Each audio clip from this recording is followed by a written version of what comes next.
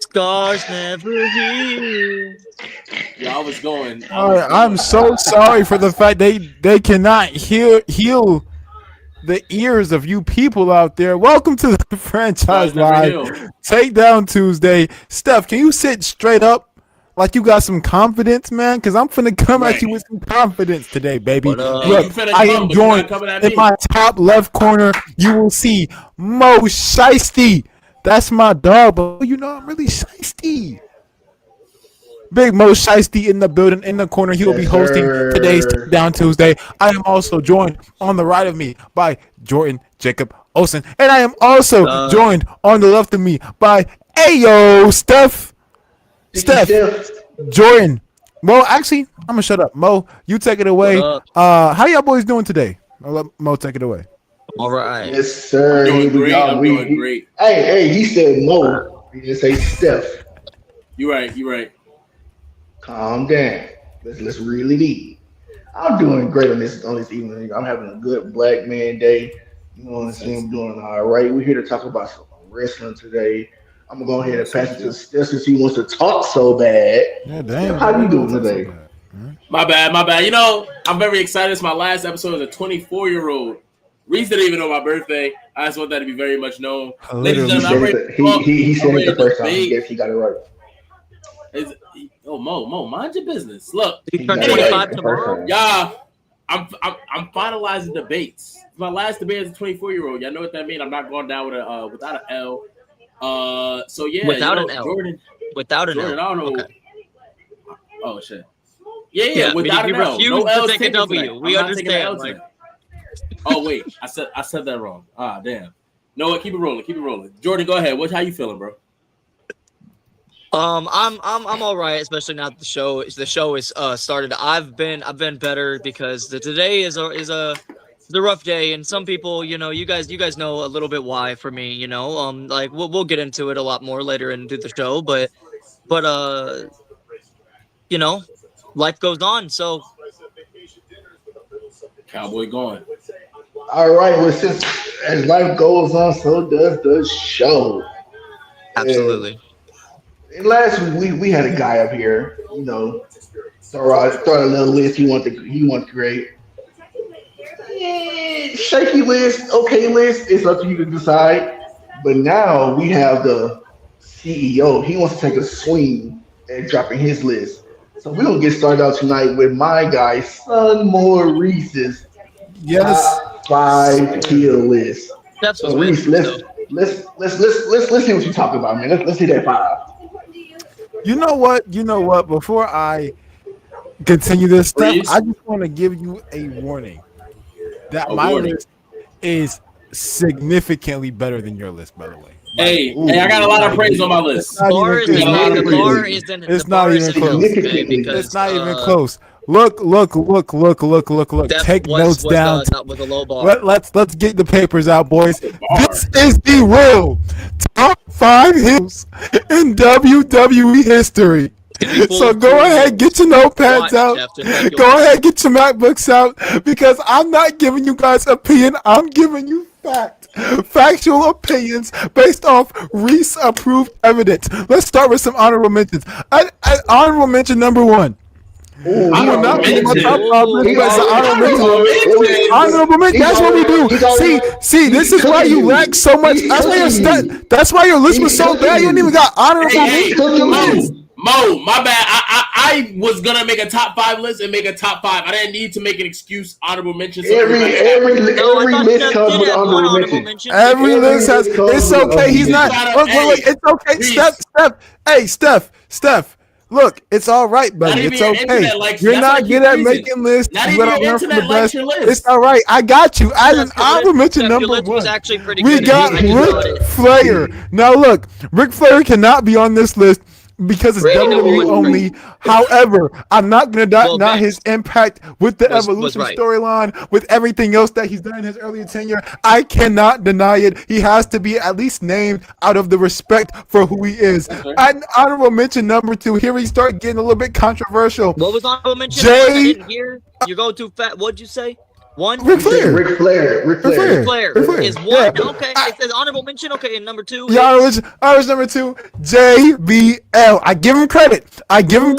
Because he started the career of John Cena. He helped boost him up into higher, but he's just not at his peak. He just isn't better than these other guys on my top 5 heel list. And at number 3, even more controversial than JBL. At number 3, I will mention the spot Triple H. I'm not gonna say the letter in the alphabet. Mr. I'm a spit water in the air. I am the game. Triple H is not going to crack this top 5, but he is honorable mention. Why? Because he has some of the best storylines in WWE history as a heel. One of the best heels of all time. He just isn't top 5. So you want to talk about top 5? Let's start with somebody who has done better heel work than Triple H, better heel work than JBL as a totality. You guys aren't going to like this. At least my man on the left of me isn't. But we are starting with none other than somebody who gave John an even better feud all time than JBL, who was a better heel to John and so many other superstars like Jeff Hardy. Give me the cult of personality, CM Punk, at my number 5 spot. I believe CM Punk is the number 5 heel of all time, and here is why. Not only as a heel did CM Punk give John Cena debatably his best feud, he's also given it to the likes of Jeff Hardy, and on top of that, he has cut some of the best promos as a heel ever. He is the only heel, I believe, who has transcended the heel stature so much where we thought this guy could be an anti-hero, basically. Those are the bridges. Even during the Jeff Hardy feud, even during parts of the John Cena feud, he's still not only. I know you love hearing about the heat of men stuff. He's still giving us heat. However, his character work is much better than that of a Triple H, of a even JBL, of a Ric Flair inside the WWE. Reese, right? We saying top 5 ever with. I'm saying top 5. Okay, I'm saying top 5. Terrible start to the list. Let's go to number 4. With such a short heel, like it wasn't like he was a heel. It's too good. It's too good. Number 4. It's too good. Number 4. It's too good. At number 4. We have none other. I got you. Because we're about to get a little rated R in here. At number 4, we got the rated R superstar Edge. Look, I'm not the best Edge guy. Okay. Right, I'm not the biggest Edge guy. But the heel work that he does as a tag team, the heel work that he has as one of John Cena's biggest rivals, the heel work that he has even in the more piss poor storylines that involve maybe a Triple H, a Big Show, the character work of Edge throughout the early 2000s, even late 2000s, when he's on the SmackDown 6 doing what he's doing, phenomenal work, good promos, all-time promos, and he even delivers in some matches, even though I don't like giving him too much credit on that match catalog because I think it's a little iffy. However, in terms of what he is as a heel, I think Edge personally defines what a evil villain is supposed to feel like. A sneaky, cheeky, conniving. I mean, my goodness, the only person I can think that could get on, not even on somebody's nerves the way, but could tear down your favorite wrestler via insult, via mic skills, and then still put on great matches as one, who gives goosebumps running down your forearm. Give me none other than Dwayne "The Rock" Johnson. Dwayne "The Rock" Johnson as a top 5 heel of all time at my number 3 spot. Now, we said it strictly based off the final boss. No, it's not just literally. Hollywood Rock, phenomenal. But look, Hollywood Rock was heel. Yes, he was heel. Top 5. Okay. Yes, top 5. Some of the best heel promos of all time. Some of the best heel matches of all time. He's able to work as a heel in the ring. And I'm not gonna lie. To be honest, if we're keeping it a buck. Let's be honest here. The Rock's final boss run, if we just divide it individually, is a top 5 heel of all time by himself. So I have him at my number 3 spot. Better than John Brad, what's his name? Whatever his name is. Yeah, there you go. Bradshaw, Braddington. Better than Triple H. Brock Lesnar at my number 2 spot. Lesnar. Why? Why is Brock Lesnar a number 2 heel of all time? Why? Why is he? Because when you hear that music, when you hear the dun, dun, dun, dun, you know what that means? That means your favorite superstar is in trouble. If they're in that ring, it's over. I don't care if your favorite's Taker, your favorite's Orton, your favorite Cena, your favorite's even a Goldberg, and I don't care if your favorite's Austin. It's even though they didn't have their match due to other reasons. Your favorite's Kurt Angle. Your favorite superstar is in trouble. Deep danger. When they hear that music, something drops. Something drops inside the body. When you see a Brock Lesnar come out, even when he faced Oba Femi, there was just a drop in the heart of all Oba Femi fans around the nation when they saw that behemoth of a man, Brock Lesnar, come out. There is something that needs to be added on to when we're talking about the top 5 heels of all time. When we're saying, look, this guy, when his music hits, not only do you get scared if your favorite superstar is in there, but they get scared. It's terrifying. Now, for the number 1 spot, come on, lay it on me. Decide. I know who this is. Lay it on me.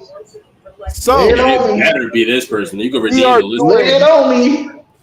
We are doing. This is not a 1A and a 1B. This is honorable mention.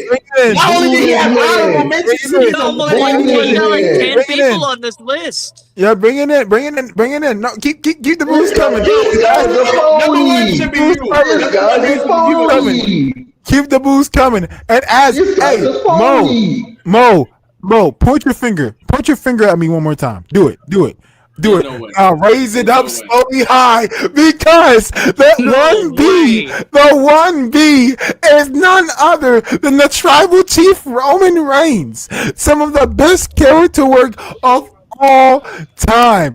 When he had the steel chair and held it over Jey Uso as Jimmy Uso is crying and begging him to stop, and he puts it down. Some of the best acting that we've seen, whether it be the feud with Sami Zayn, and Roman Reigns is a top one heel ever. The only man in WWE history to contest with Roman Reigns is my 1A.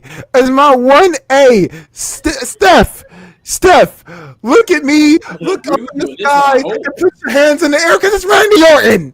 As 1A. There is no better heel in WWE history. I tried to put the case in for Reigns. I thought he was better than Lesnar, but he just falls just a tad bit short to the greatness of a Randall Keith Orton, the RKO, the Viper himself. There is not a man who has been able to gouge such heat, and you can this blasphemous comment off of my screen. There is not a heel that has generated as much heat because you love men's heat. There is not a heel who has acted better as a villain. There is not a heel who has the match catalog, the longevity of a match catalog as a heel, as Randall. We do a mime next Orton. week. Steph, I hope you are listening. I don't want to. This is how you construct a top 5 heels list of all time. Absolutely. This list is none other than Reese approved. Stamp that. We're gonna get your reactions to the list. We're gonna start with Steph. Because Steph looks like he's perturbed. So Steph, go ahead and get it off your chest, brother. Oh, I'm happy with that. We are currently at 14 minutes and 53 seconds live, right? Yes, sir. I'll say maybe 4 minutes took us through the intro for us to introduce this. Reese just wasted 11 minutes of all of it. First off, he had the excuses of honorable mentions. Honorable mentions are fire, though. It is fire. Every list has one. Every list has one. He put Roman. Then he goes 1A, 1B, and puts Roman Reigns at 1B. He's saying Roman Reigns is a better heel than Vince McMahon, who wasn't even on this list. Keep going. Roman Reigns isn't even the best heel in his faction. He's not even the best heel coming out of the Shield. You are the biggest idiot to ever come across. Like, how did you win the sperm race? There's absolutely no way you think that. There's absolutely no. Go ahead, Reese. A heel should not get cheered. A heel should not be out here. No, wait. That's who. A heel. Says who? Who said that? 2 or 3. No, Rock was number 3, but when Rock comes back, he's getting more boos than Roman. Like you're counting the final boss? You're counting the final boss? That's the heel you're talking about? A character that was able to out heel your number 1B. Like how? Yeah, but it wasn't long enough, bro. Pause. I'm sorry. So that's egregious. What are your Roman probably gets 6 months. Roman probably gets 6 months of actually being booed before he's cheered. And then he's just so great, you got no choice but to approach the character work, Steph. You got no choice but to put your ones up, Steph. You got no choice but to call it cinema, Steph. You got no choice but to bring your family ringside, buy your Ulu followers on WWE.com and say, ladies and gentlemen, this is the reigning, defending OTC. OTC. Tribal Chief. Jordan, go ahead. Greatness on a different level. Wait. All right, we heard from Steph. We got Steph's reaction. All right, Jordan, my man, let's see what you got to say. Okay, so I'm gonna be honest. Your list is all out of whack, and I'm hoping, Steph, that we can do mine soon, because some things need to be established. You can be a good heel when you do the cool stuff. You can. But when you're talking top 5 all time, you lose points for cool stuff that caters to the crowd. When you're talking top 5 all time, you know what I want? I want someone that's so good at being a heel that it's hard for him to be a face. Literally. JBL can't be a face. JBL couldn't be a face. When they are face, we know it's going to be mediocre. And I'm not trying to dog on, I'm just going to go through it quickly. I'm not trying to knock on Randy Orton, but he is one of those that while he is in the top 5, kind of a little spoiler alert for me, he is not, he loses, like he is in the top 5, but he loses a little bit of points for that trying to be cool. Yes, he does.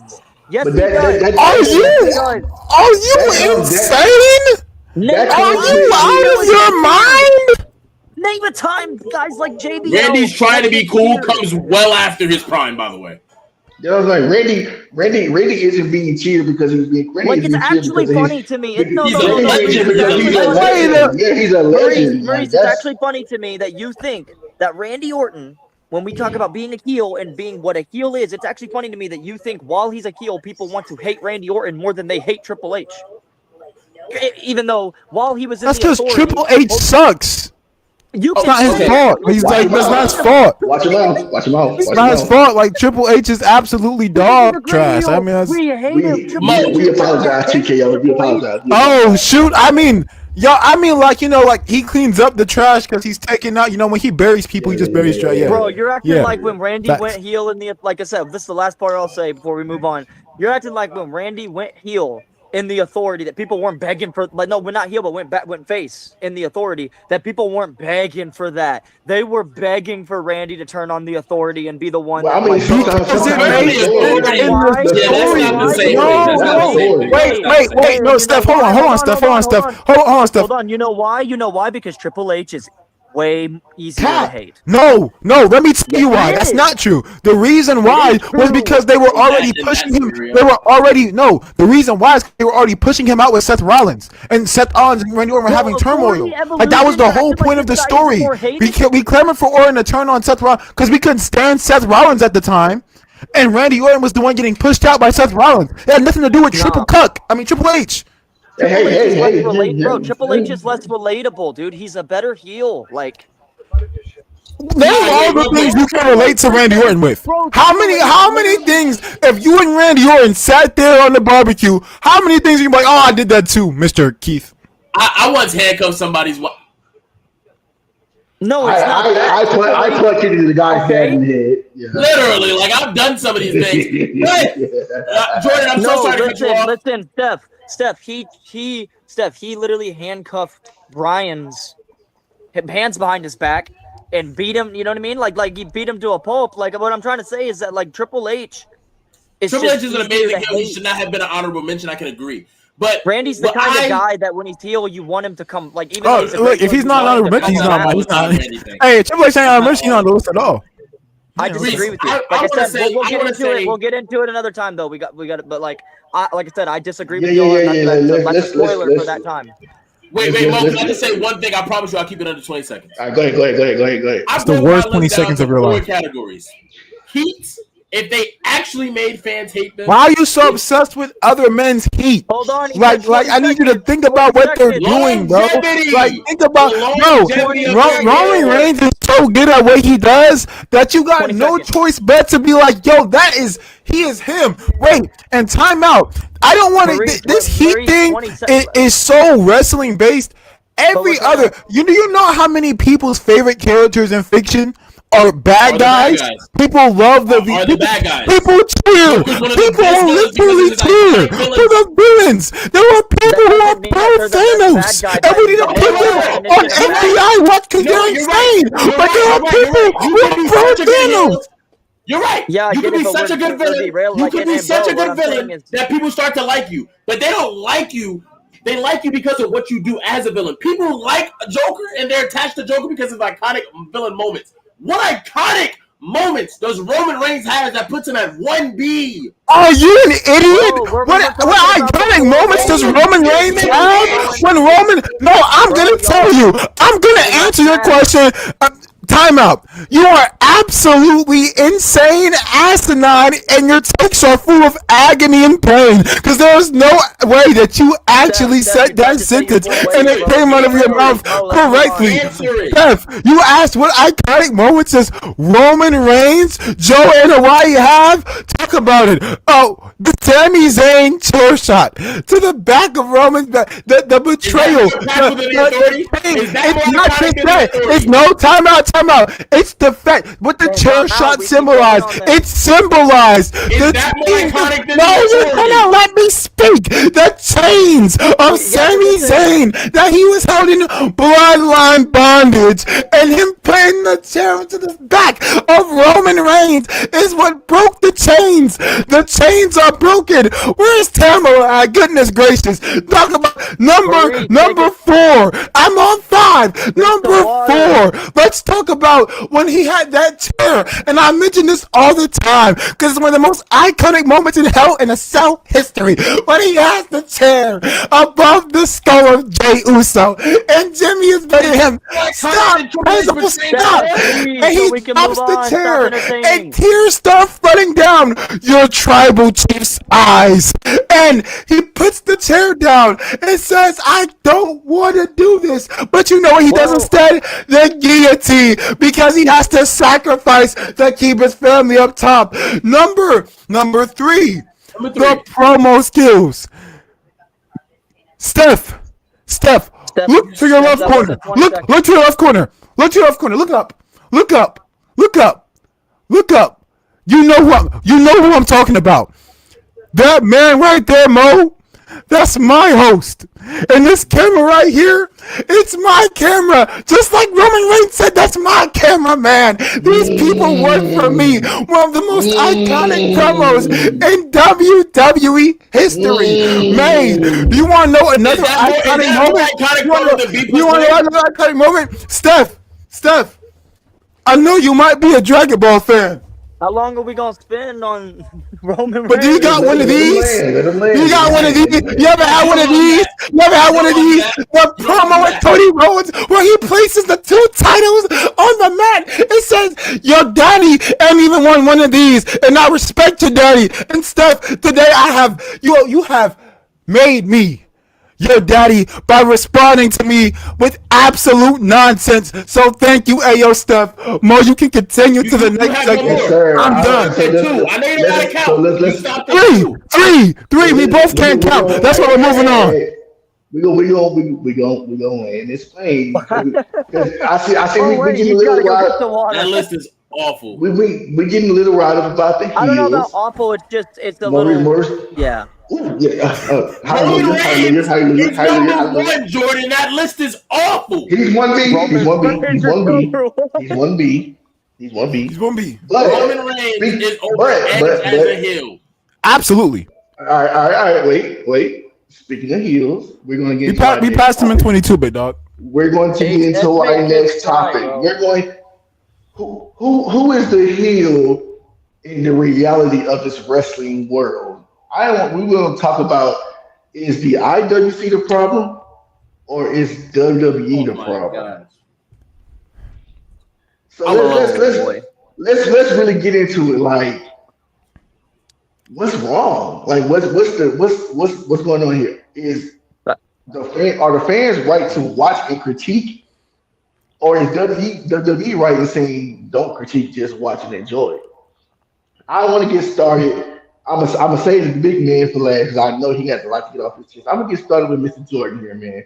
What's the problem, man? Is it the internet wrestling community, or is it just WWE? Well, I'll be completely honest with you. It's both, because as Maurice has said on here before, the IWC doesn't exist. There is no internet wrestling community. There is people that are fans and that have critiques.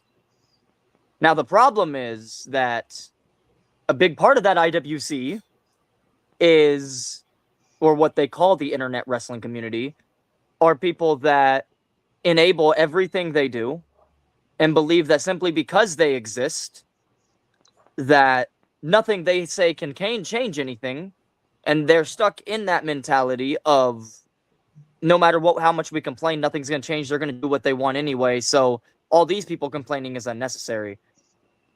So the reality is that they both are to blame, because you can't tell me that you can't say, oh, the internet wrestling community, like there's something that just completely doesn't matter when you created Unreal because of it. You can't do things like that. Like, it's like they are both to blame, because WWE tries to play the IWC and they get mad when the IWC responds. They basically try to poke them. You know, it's almost like poking a bear. It's like they try to poke them, and it's like when the IWC responds, Triple H is like, don't criticize me. I didn't say anything to you. It's like, yeah, well, you did though. Right. You come straight out. You're targeting us, but when we respond with something that you don't like, now it's like, hey, what are you 100%. It's like we'll target. We'll criticize the booking. Gotcha. He'll be like, okay, well, I'll have Baron Corbin go over Trick Williams, and it's like it almost feels like spite at this point. It's like you get what I mean. It's almost like booking decisions feel so like almost spiteful at this point. Like, we can do whatever we want. It's our company. You're not going to say anything. Not that changes us. And it's like, okay, I mean, make yourself look like a fool, but either way, like that's the answer for me. Is the IWC or WWE to blame? It is both. I will say the one. Sorry, I didn't go into this yet. The reason that the IWC is to blame as well is because, like I said, they also they take any slop that WWE feeds them, and they won't. They are too unconditional. I don't want to use the C word, but like they are too unconditional to the point that they're like, I mean, if this person came back, if this happened, I would still watch. I mean, it's like, why not? It's like you've got to be willing to pull that plug as a fan. Should they give you a moral reason to? You've got to be able to, and they got to know that. And as long as they don't know that, or they don't think that people will, they won't be at their best. and I will pass it. All right, heard that. All right, Steph, my man, does Triple H and WWE creative have a point when it comes to the critiques? Are the fans entitled, or do the fans have a point in saying where you give us this product, so we should be able to critique it? What do you think? For a very long time, I was fully on the side that WWE is to blame, solely WWE, because I do believe if you're putting out something, it should be judged. But then, and very recently, I sat and watched a pay-per-view with members of the IWC, whether they like to agree with that term or not. They are members of the IWC for sure. Yes. Never realized how much of a negative outlook they just have on everything that's happening. Mo, it's like when you're watching a movie, right? And let's say something in the background that's not even important. And they go, oh my gosh, that's such a crappy green screen. I can just tell that's such bad CGI. It's something that doesn't. Why aren't you watching the movie? Why aren't you watching the movie? Into the movie. Why aren't you watching the movie? But you just want to complain. And that's why I think the IWC is the real problem. I'm not going to take away all the blame from WWE. Do they put on a crappy show sometimes? Hell yeah. Should they be critiqued for that? Hell yeah. But then they also do really good. SummerSlam just recently was really good. It was a great show. But we got to the women's match, and I'm watching it with this IWC crowd. I had to mute them because all they did was complain about everything happening in the ring. The first 2 minutes, complain. Then we get to Roman and Seth, who had a great match. Did they have a slow start? Yes, they did. Did they have a great story? Yes, they did. I knew that face is coming. Look. Oh, my goodness. Hey, brother, focus on yourself. Brother. You're right.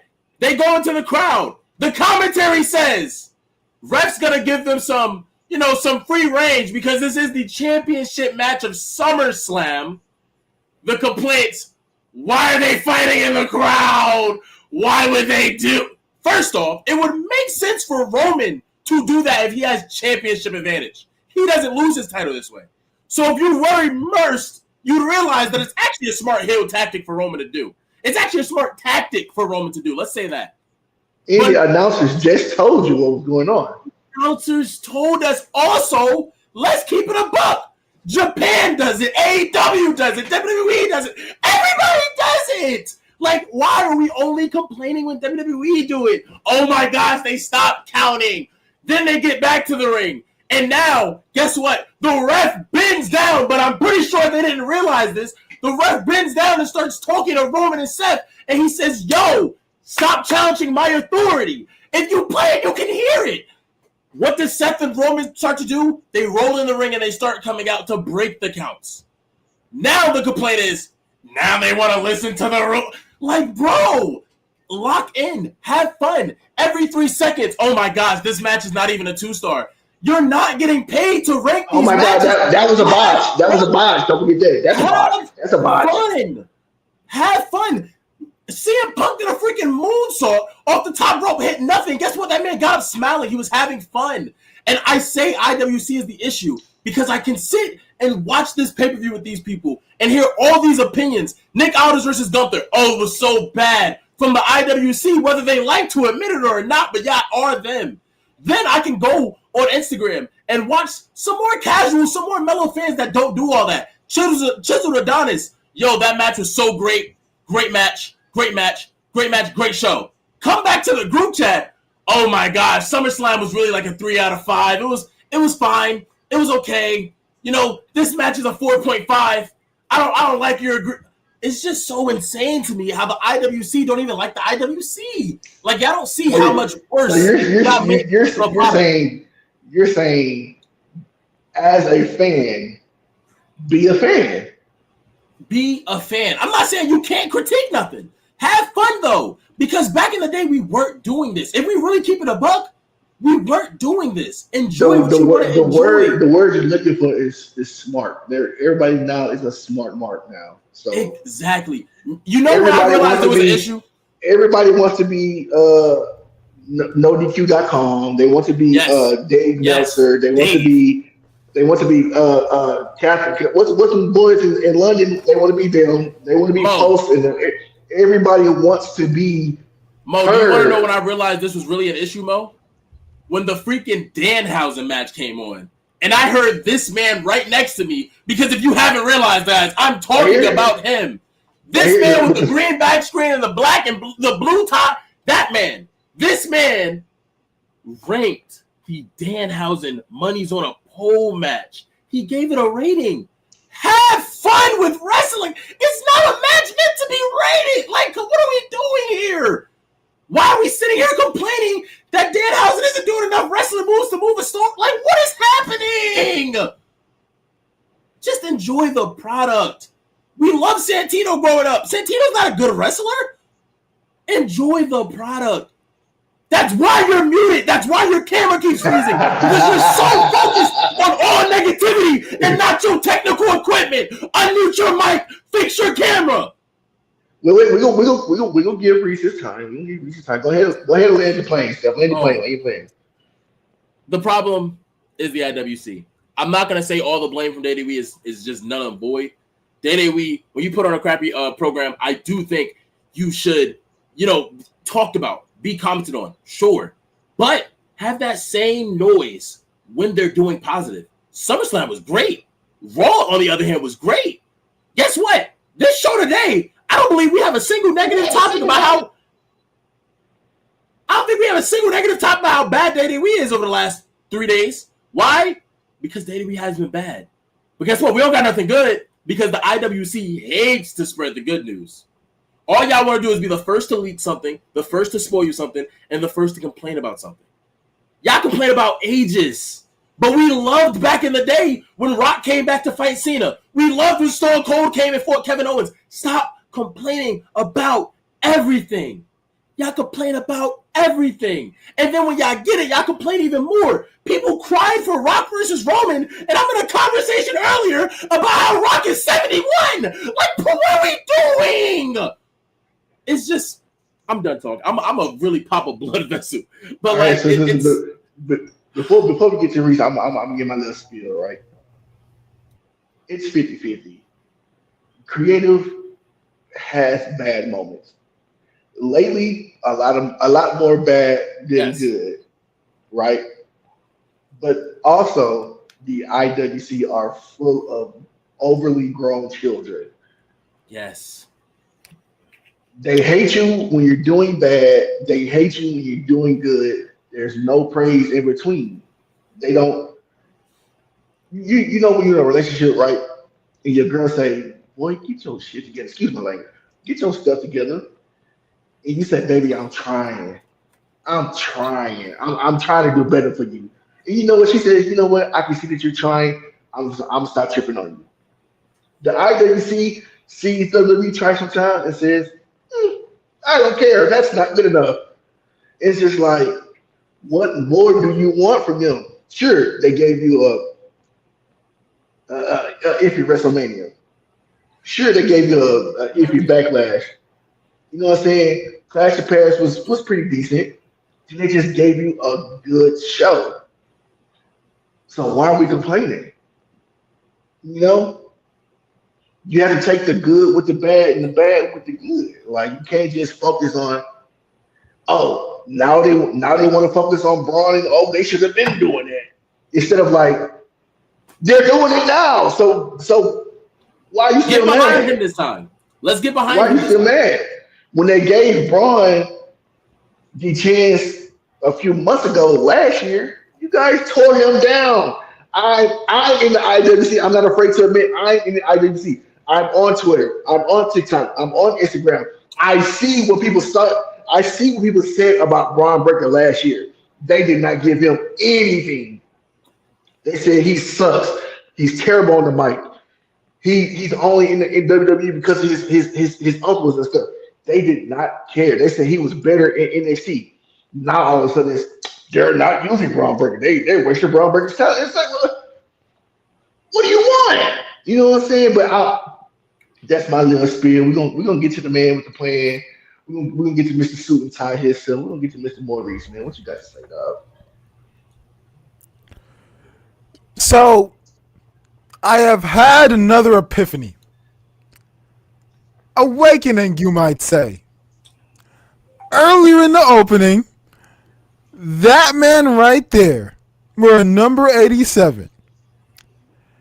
He wanted Triple H on my top 5 list so bad. And now I see why. Because you're taking Triple H paychecks. This is insane.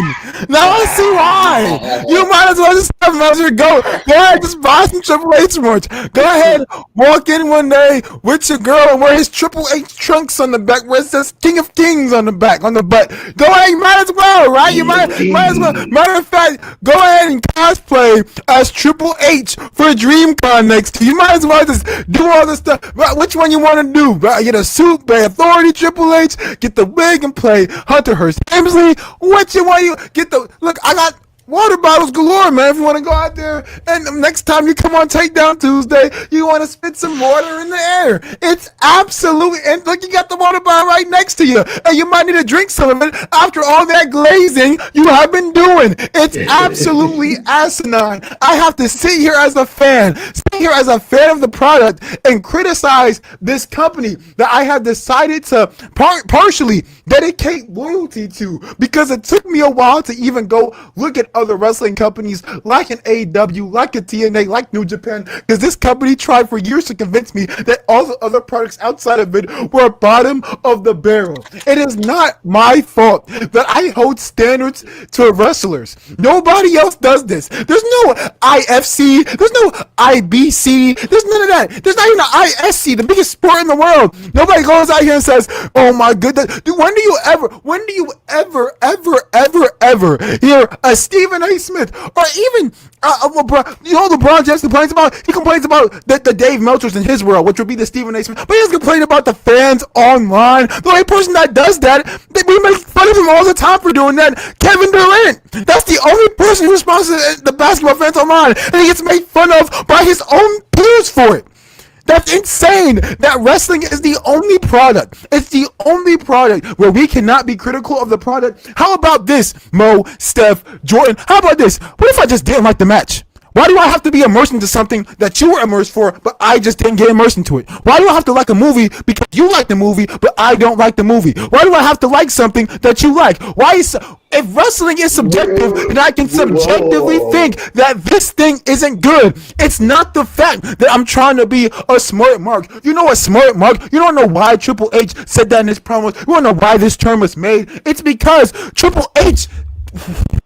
Slow it down. It's because of the pure fact that WWE will do everything it can to avoid criticism. That's why they don't partner with anybody who critiques the product. That's why they went out there, brought the Busted Open podcast, and removed all the WWE criticism and the other company reviews. I am so tired for cucking for a company that doesn't give a cuck about you. I am sorry. I will not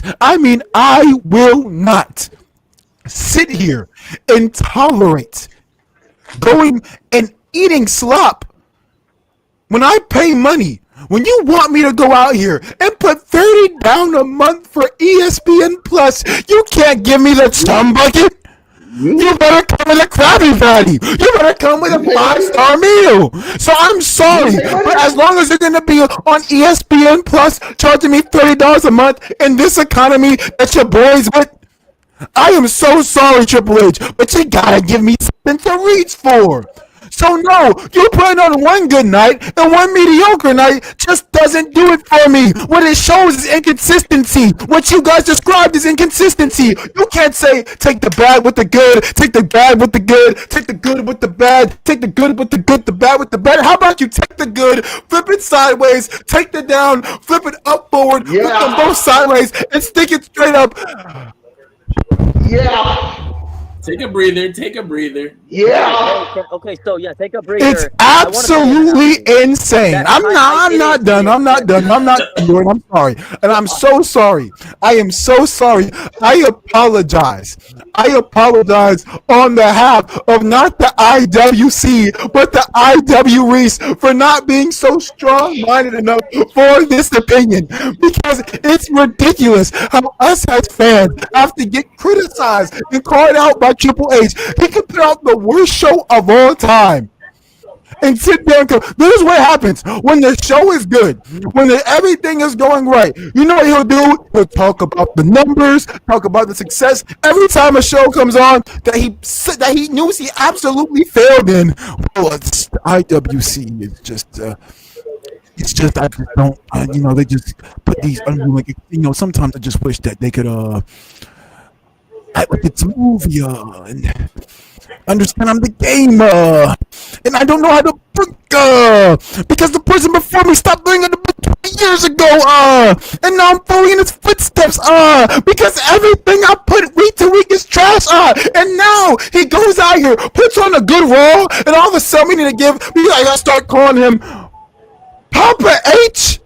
Papa Stephanie don't even call him that no more. It's ridiculous. It's completely insane how we have to sit out here and praise a man and praise TKO on doing the bare minimum. And that's putting on a good Raw. We had a good Raw and we act like we just Triple H 100% fans complaining and ranting. Guess what? I'm also 100% right. So me and Triple H both do 100 because I'm a complain and rant while Triple H books bad. What is that? I mean, I'm gonna get the dang picture I made up too. It's insane how we go out here and Triple H expects us not to critique a product that he doesn't book good. I will give credit to where credit's due. I don't think SummerSlam was bad. If I critique the main event, I don't know what girls match you thought I was critiquing because I like the girls match that you didn't like, which was that 6-women's tag match on night 1. I didn't watch that match. I never said I didn't like it. Well, don't comment on something you ain't fully watched it. But back to somebody who watched the show, I rated it 3 out of 5. 3 out of 5 ain't that bad. I was talking about the ladder match, sir. Comment on that. The ladder match that you talked halfway through. You said what? The ladder match. The one that started and y'all were complaining about everything. It was good. I rated it a 3. I rated it a 3. You're finally about Chelsea Green. I rated it a 3. I think you're talking about other people. I'm talking about how Steph, you're talking about other people. No. I'm also talking about Reese. The entirety of the beginning. I didn't say Reese was the one. Yes. Hey, time out. Stop.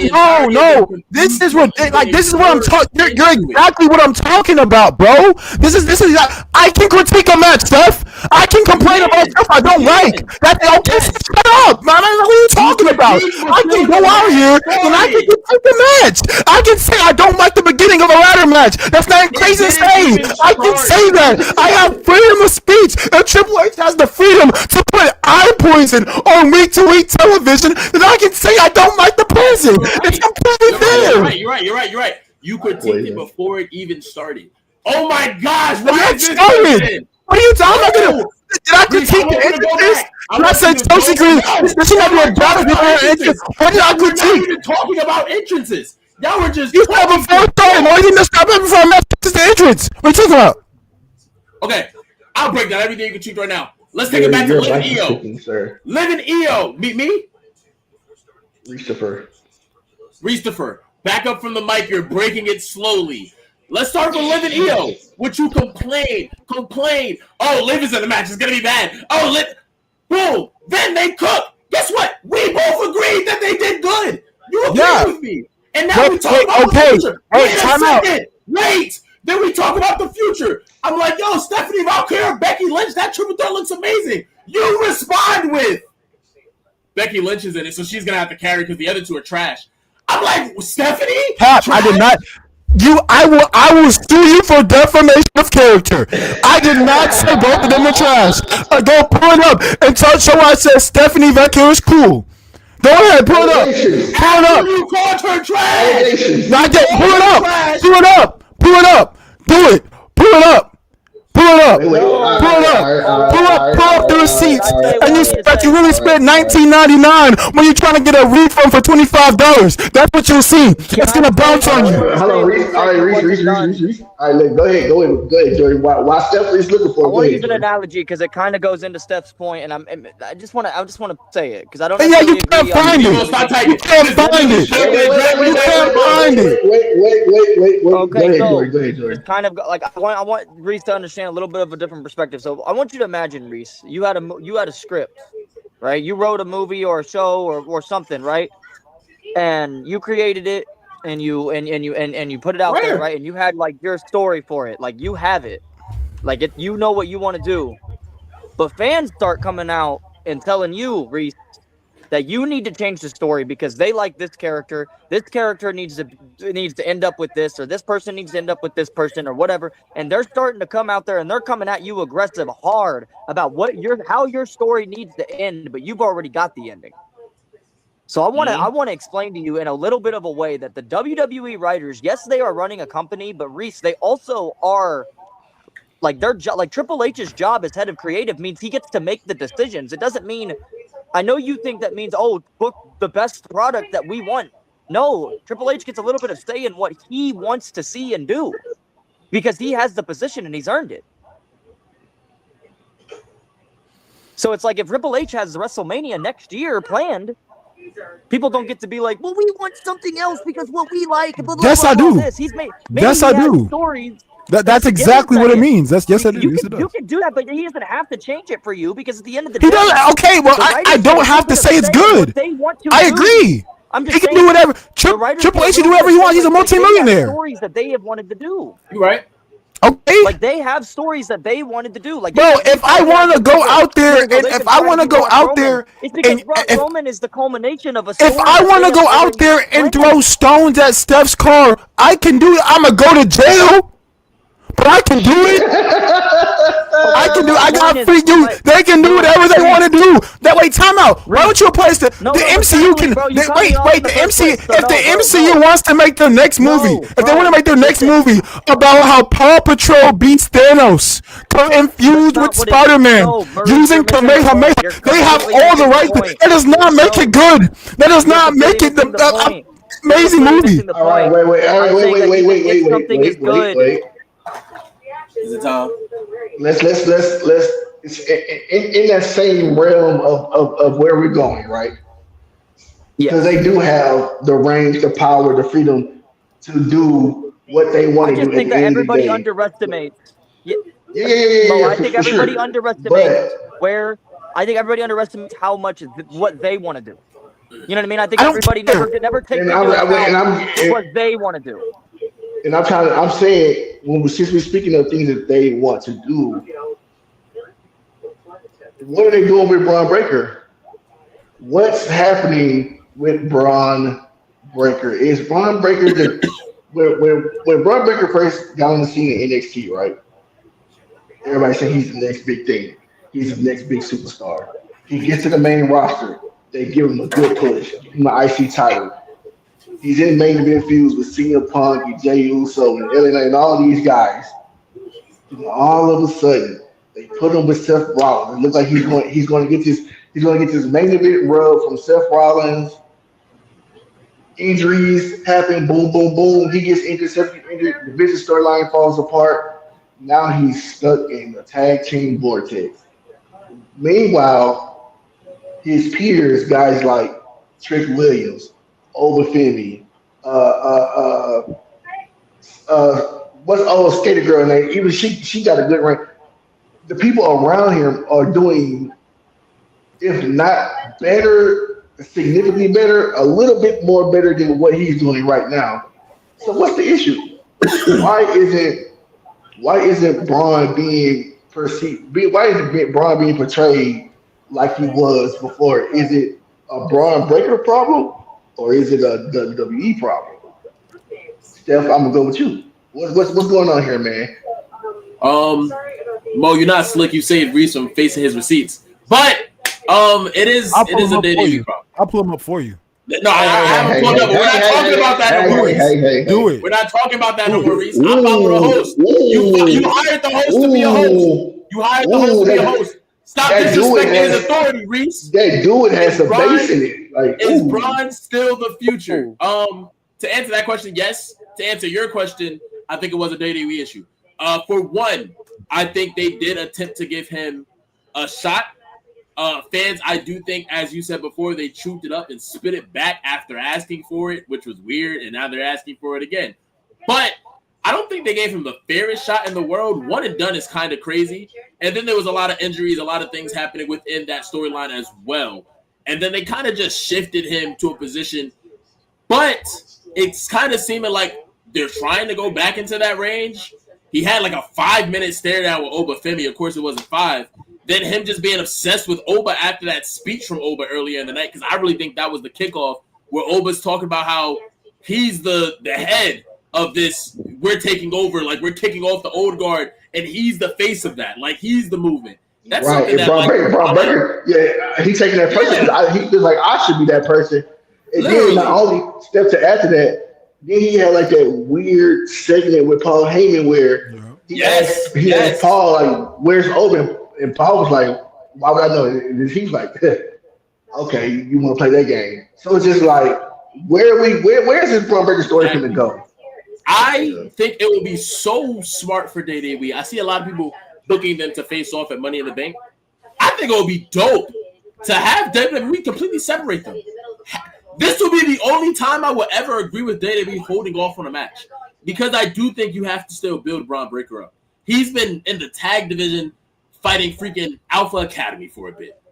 I think it would be a genius move if Nick Aldis and Adam Pearce believe that they can't be on the same roster.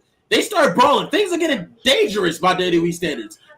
It's WWE. It could definitely get more dangerous, and they separate them. Bron Breakker starts going crazy on SmackDown. Oba's doing his thing on Monday Night Raw.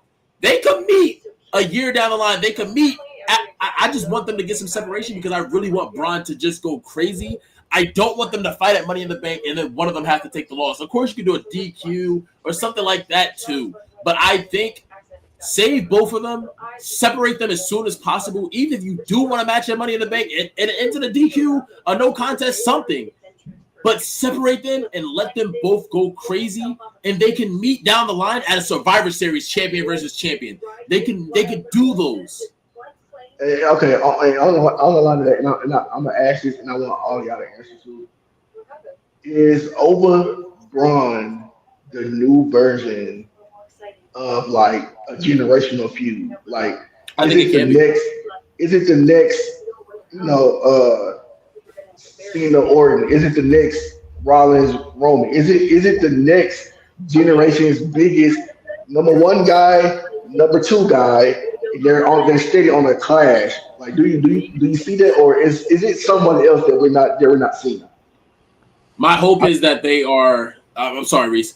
My hope is they're not necessarily the generational headline feud, but I do hope they get a very John Cena Batista kind of feel where they met. It felt like the two biggest dudes going at it who were always separated. That's what it felt like every single time they went at it.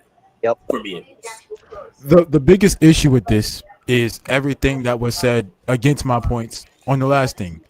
We need to hold WWE accountable. Like that's the whole issue right here, is that we don't hold them accountable enough. So for a while, Bron Breakker has been getting wasted.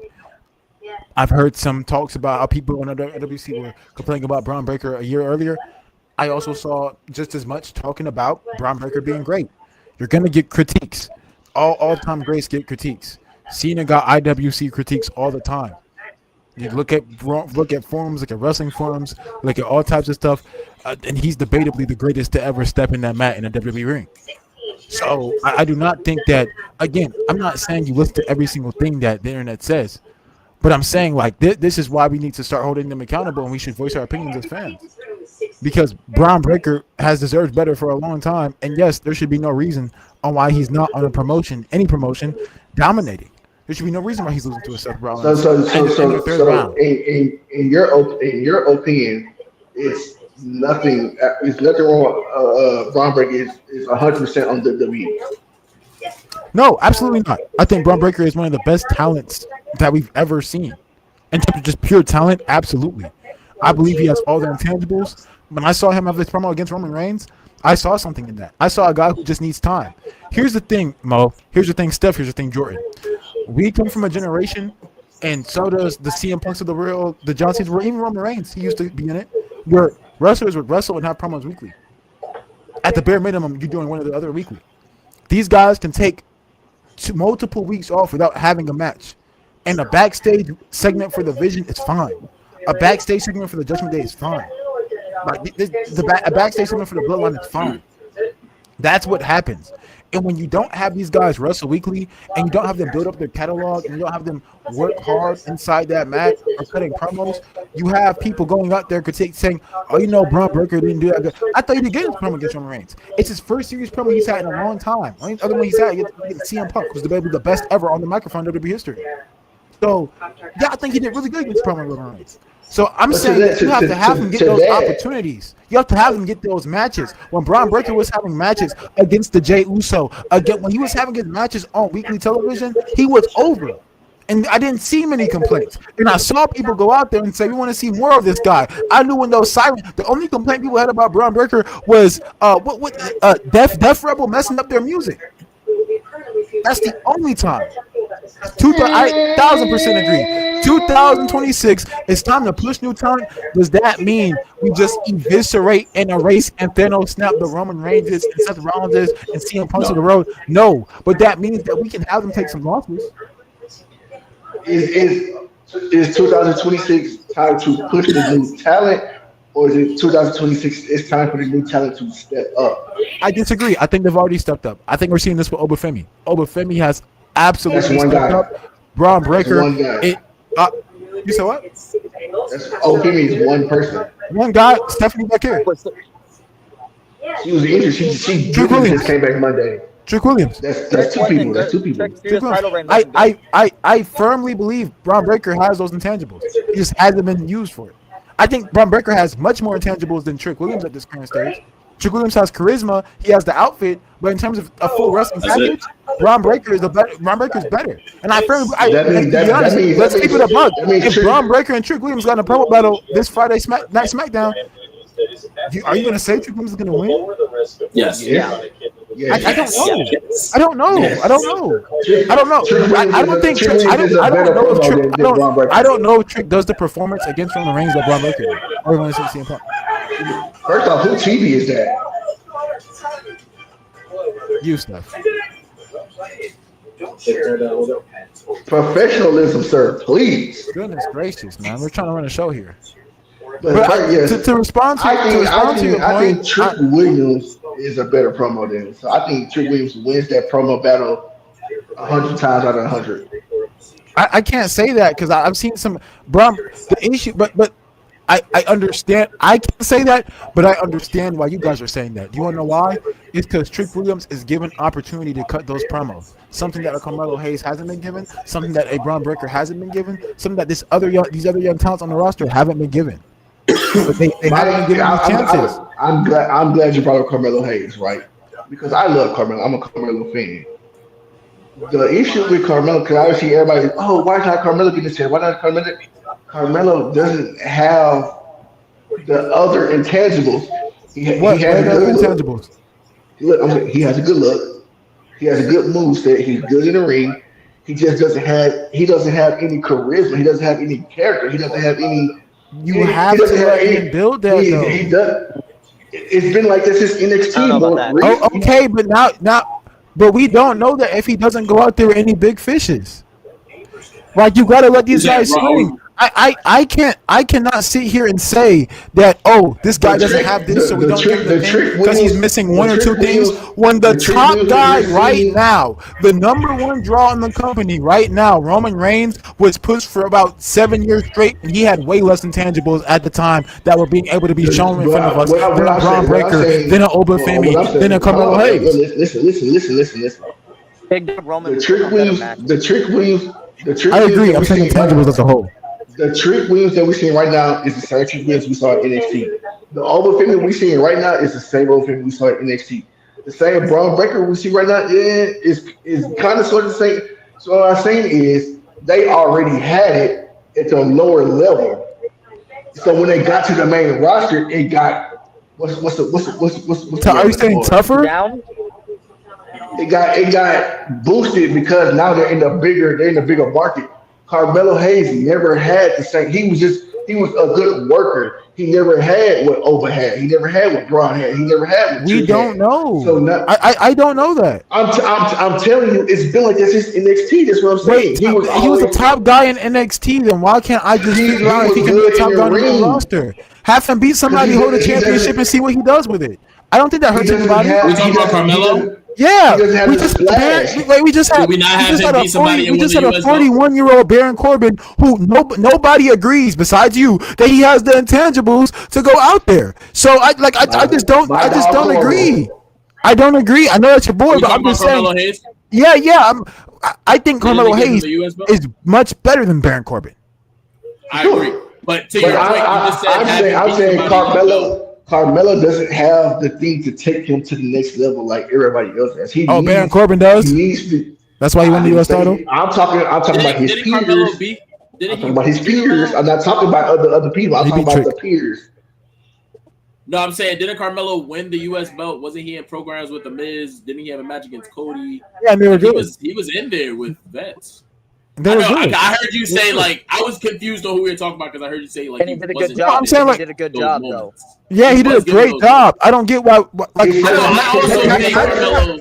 And I'm gonna shut up after this. That's primarily my issue. My issue is that I cannot sit here and tear down a Bron Breakker, tear down a Carmelo Hayes when they have not been given the same opportunities as their peers. And when they do get those opportunities, they do good with him. When Bron Breakker had that Intercontinental Championship, I was very entertained. I liked the matches. When Carmelo Hayes had the United States title, I was very entertained. I liked the matches. Now we have Bron Breakker being forced into the Vision Vortex, and we have Carmelo Hayes being pushed to the wayside to give up Baron Corbin at 41 years old a chance. I highly disagree that this is a fault on Bron Breakker or Carmelo Hayes. This is easily a WWE issue, and that's why we should be vocal about it. All I'm saying is Carmelo needs a character. He needs charisma because he was there first. He was a first round draft pick straight out of NXT for a reason because he's good in the ring. He's a good worker.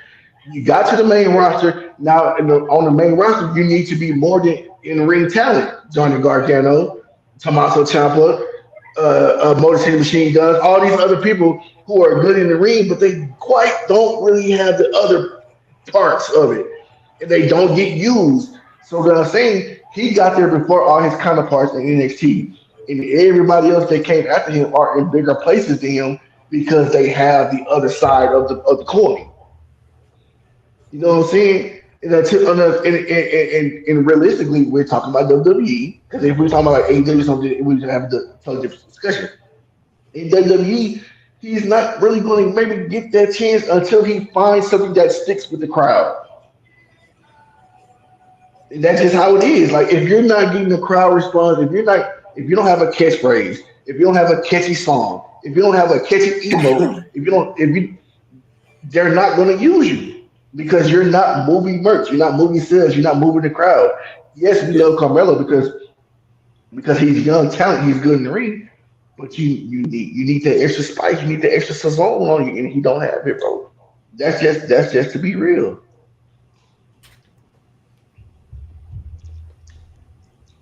All right, so could I go now? Absolutely. Yes, sir. Go ahead, sir. All right, so hey, let's put him in the middle so we make an Oreo. Go ahead, Jordan. Yeah, get the freak out of here. What?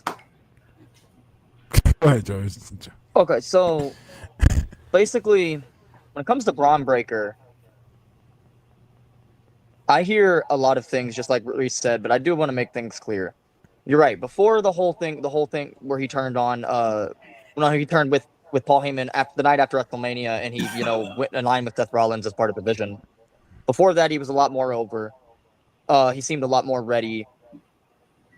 And it seemed like the only reason we weren't fast-tracking this guy to the title at SummerSlam, even though he got the Intercontinental Championship from Sami Zayn at SummerSlam, but it seemed like the only reason we weren't fast-tracking him to the title just like Brock Lesnar was because, it was just a different era where world titles are on people for an entire year, and you have to really, really wait in line and prove, and, pay your dues to WWE before you can get to a WWE championship. So my point with that is that, I do believe that Breakker's going to have a long career. Like when it says, is he still the future? Absolutely. He's still, I think he's 29 years old.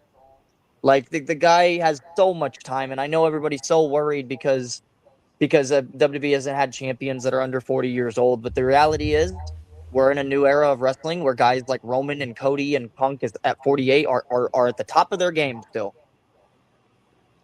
And we don't get to dictate and tell them when they get to stop winning world titles. Their work does. Like if age mattered, Punk would not be world champion right now.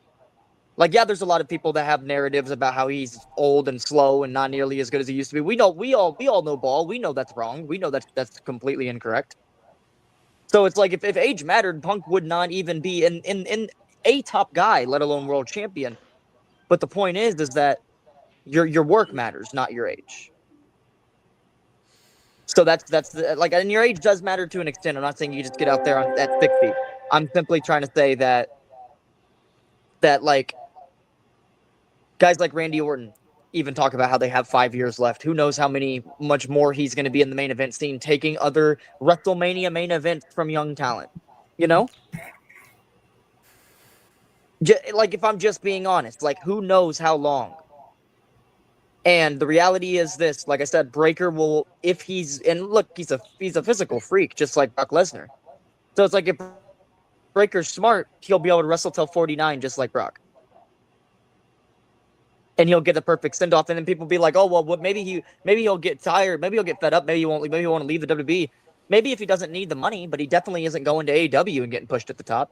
Nothing against the guy. The guy's a very solid wrestler, and he's a solid, very, very good physical talent. But he's not beating those wrestlers. He's not beating them out. He's not outworking them. Not those guys at the top of AEW. Not in his wildest dreams.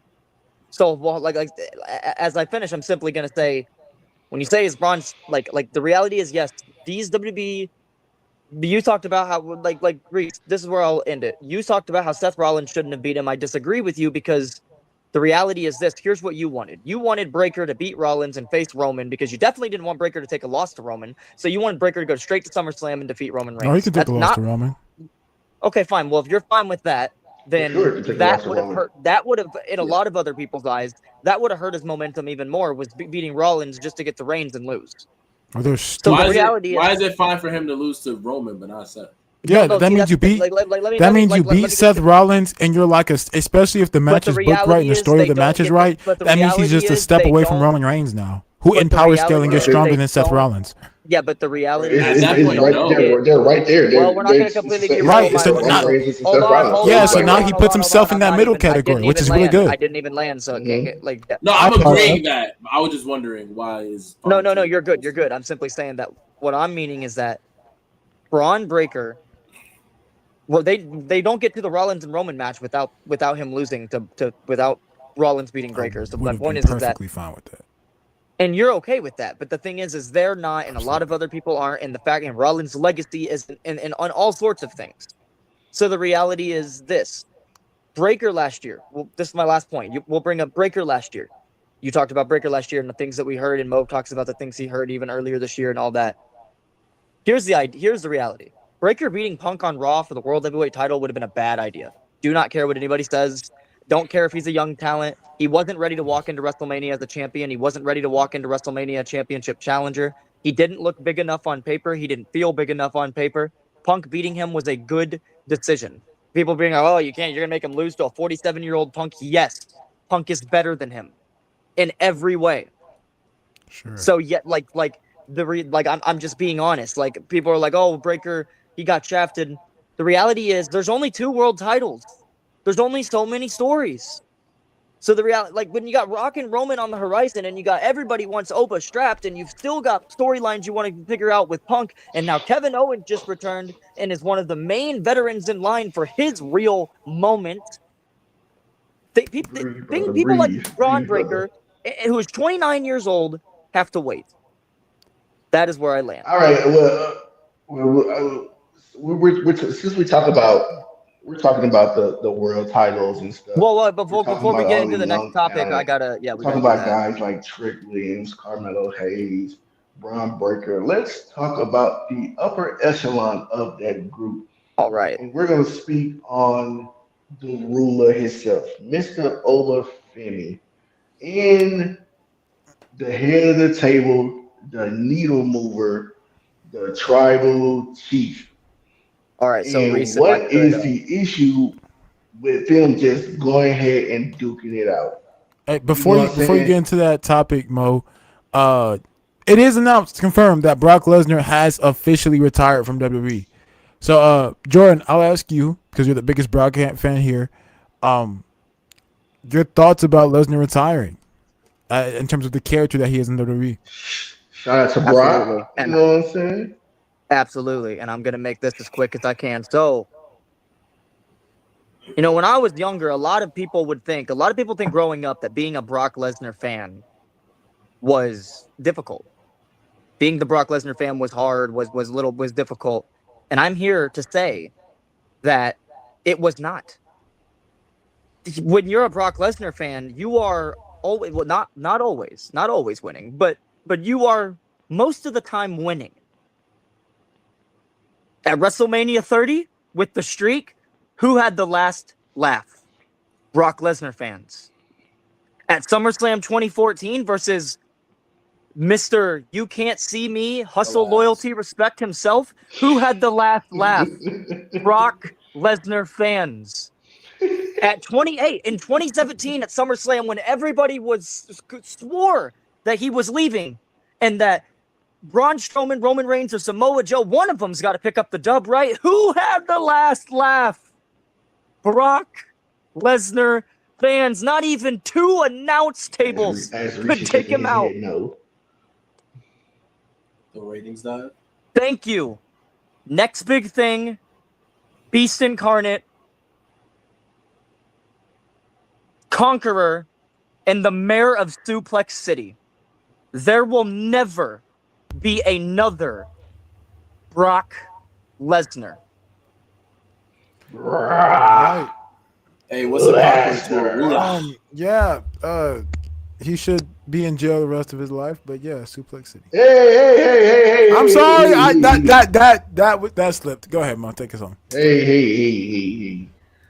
Speaking of my boy was still saying it over there, man. The ruler, the mountain that you cannot climb. Why can't we just do it? You know what are we dancing around this Oba Femi Roman Reigns BS? Why are we dancing around it? You have Oba squash Brock Lesnar at WrestleMania, and then he comes out and he basically says, Roman, what's up? I'm trying to run the fade. Roman then turns around and says, I run it with you, what you talking about? So you have Oba run through the King of the Ring to officially become the number 1 contender, and we thinking, okay, boom. Roman Reigns, Oba Femi, it makes sense. SummerSlam, yada yada. But then you have him traded in for a chance to fight Brock Lesnar one more time. And yes, I get it. Brock Lesnar in Minnesota SummerSlam retirement match makes sense. But at the same time, Oba Femi didn't need to do the King of the Ring thing if that was just going to be a thing anyway. So it's just like, why are we avoiding Oba Femi Roman Reigns? I'm gonna go with Reese first. I'm gonna talk to the boss anyway. Why are they keeping us?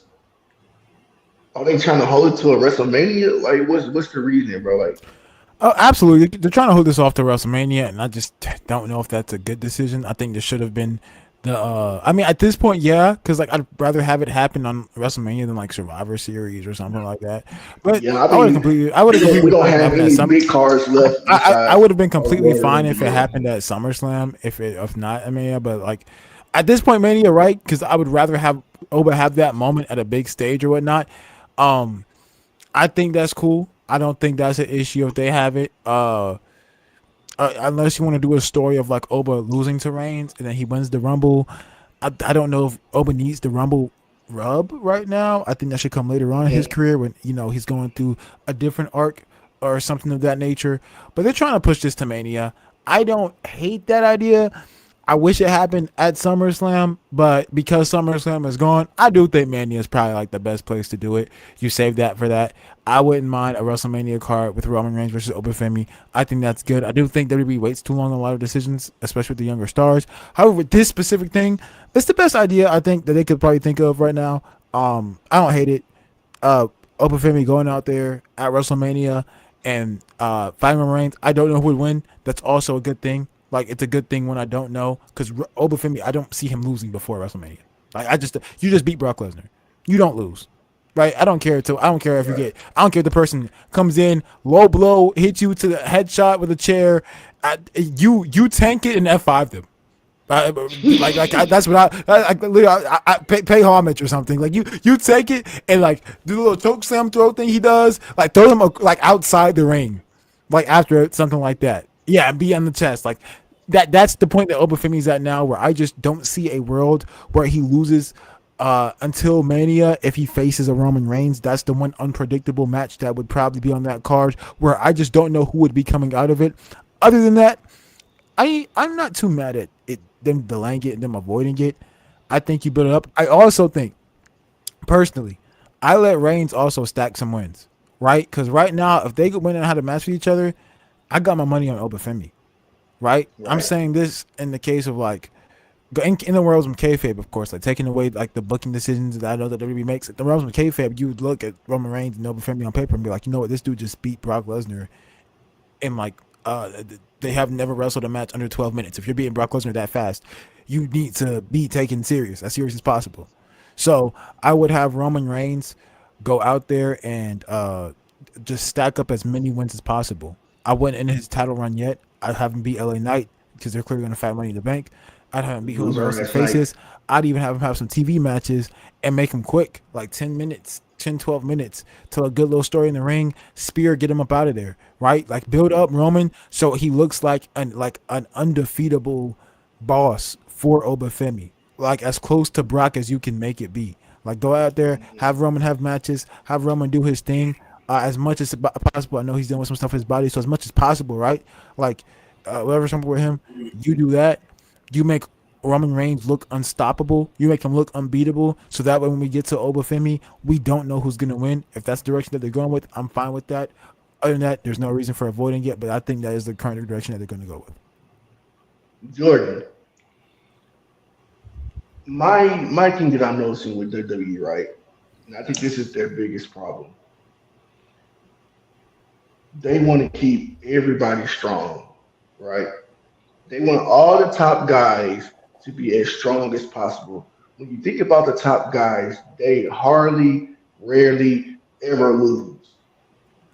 So the thing with putting a Roman Reigns and the Oba Femi in a feud together right now is who takes the pin. You know what I'm saying? So I want to get your opinion on what's the issue. Like, are they scared to run this right now, or are they, like recent, are they waiting to like a bigger stage, like a WrestleMania? And then by WrestleMania, do we still care? Like, what's going on here, man? So it's like this. I think that when Reese talks about how, I would have been okay with it at SummerSlam. So I see the logic behind that. But when you think about it, what does Roman do if he loses to Oba till WrestleMania? And like I said, when I brought up earlier our movie, our analogy of if I had a script, it's like they tried to do this at WrestleMania 39, where they brought Cody back at WrestleMania 38, right? He beat Seth. He got majorly over. He did the whole Hell in a Cell thing. They announced him for the Rumble. Like, he came back. Like, everybody loved him. Everybody was huge Cody fans. And then everybody was like, wow, well, we want Sami Zayn. Because he got over organically, and we, it's a better story to us, and we want Sami Zayn. We know this story that you've been working on since before WrestleMania 38 when you decided you were bringing Cody Rhodes Sami back. or Kevin? No, I'm talking about for Roman. Oh, Roman. Okay. Yeah, for Roman. Everybody's like, what? Okay. What? They're like, what? WrestleMania 39. They're like, WrestleMania 39. They're like, we know that Roman and Cody has been planned since before 38, but you know what? Give us Roman and Sami because we want it more. So the reality is this: Roman and Rock, right, has probably been planned for 43 since before the Roman and Punk was finalized.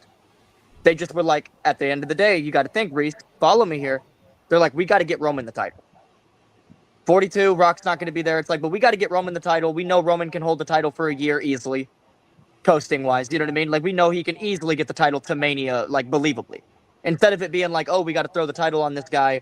Can he hold it a year? They know Roman can hold it a year. Like, it won't, you know what I mean? Won't disrupt anything. So if they're like, yeah, we got to get the title on Roman. Get the title on Roman, then we know 43 is not only possible, but is a lock because now we got him as world champion. So now we have a reason for Rock to want to, to want to be involved. So the reality is this: Rock and Roman was planned. I don't think they want, and I'm not saying they're not willing to push it out of the way, but I think that it kind of pisses WWE off, that they keep trying to plan certain things, but because this young guy comes in and gets extremely, over, that it just pushes every story that they had planned out of the way, and that their story could be good, but nobody will even give Roman Seth a chance at SummerSlam because they wanted Roman Oba.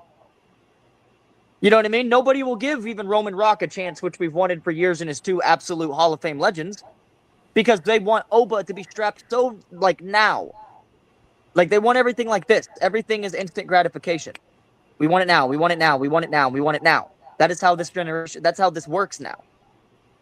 So I'm not saying that Oba shouldn't be strapped. I'm not saying that he doesn't deserve it, but they probably are trying to build some type of developmental situation where they can have Roman and Rock and they can still get Oba through this part of his story, and it looks like good storytelling.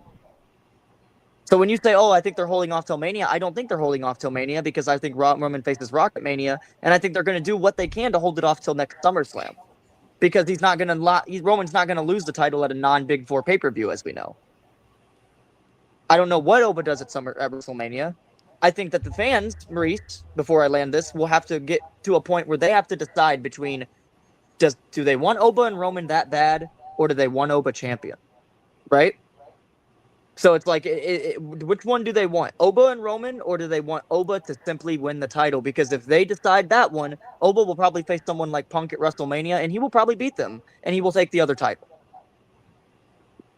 But the thing is they're not willing to let Oba push The Rock out of the way. They're not willing to let Oba push plans that have been set in motion for years out of the way.